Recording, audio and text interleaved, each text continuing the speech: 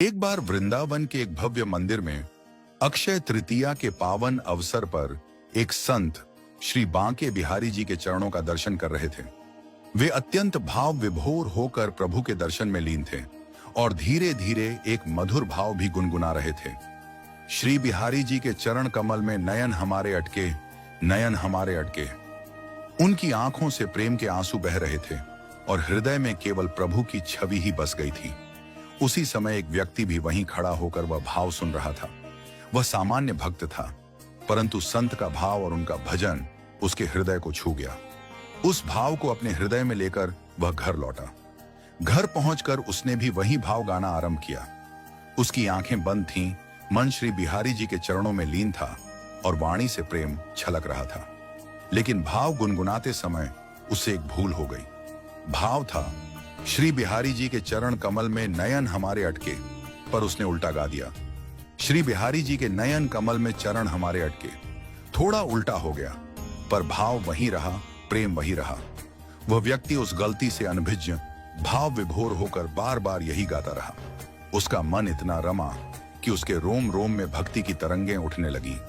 अब सोचिए, वास्तव में भक्त के नयन भगवान के चरणों में अटकने चाहिए, पर यहां भक्त ने अपने ही चरण भगवान के नयनों में अटका दिए। सामान्य दृष्टि से यह त्रुटि है, परंतु प्रेम की दृष्टि से यह भाव अनमोल था। श्री बांके बिहारी जी ने जब यह अद्भुत प्रेम देखा तो वे स्वयं अपने धाम से उतरकर उसके समक्ष प्रकट हो गए। वह व्यक्ति आश्चर्यचकित था, समझ नहीं पा रहा था कि उसके साथ क्या हो रहा है। भगवान मंद मंद मुस्कुराते हुए बोले, अरे भैया, मेरे एक से बढ़कर एक भक्त हैं, लेकिन तुझ जैसा निराला प्रेमी मिलना बड़ा कठिन है। लोग तो अपने नयन मेरे चरणों में अटकाते हैं, पर तूने तो मेरे ही नयन अपने चरणों में अटका दिए।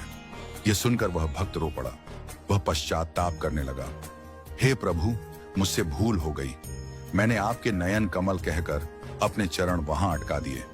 तब श्री बिहारी जी ने स्नेहपूर्वक कहा, प्रेम में कोई त्रुटि नहीं होती। मैं शब्दों का नहीं, भावों का भूखा हूं। तेरा प्रेम सच्चा था, इसलिए मैं तेरे भाव से खींचा चला आया। वह भक्त साक्षात दर्शन पाकर भाव विभोर हो गया। उसके जीवन की वह सबसे महान घड़ी थी। उसने प्रभु को देखा, उनकी करुणा को अनुभव किया और प्रेम की गहराइयों में डूब गया। उस दिन उसे समझ में आया कि सच्चा भक्ति पथ भाव का पथ है।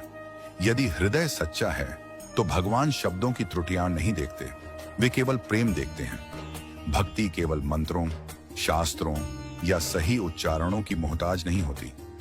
ईश्वर न तो शब्दों के नियमों में बंधे हैं और न ही व्याकरण की शुद्धता में उलझे हैं। वे तो बस एक सच्चे हृदय की पुकार सुनते हैं। जहां प्रेम है, जहां भाव है, वहीं भगवान का निवास है। धन्य हैं ऐसे भक्त और धन्य हैं वह प्रभु जो केवल भाव के भूखे हैं।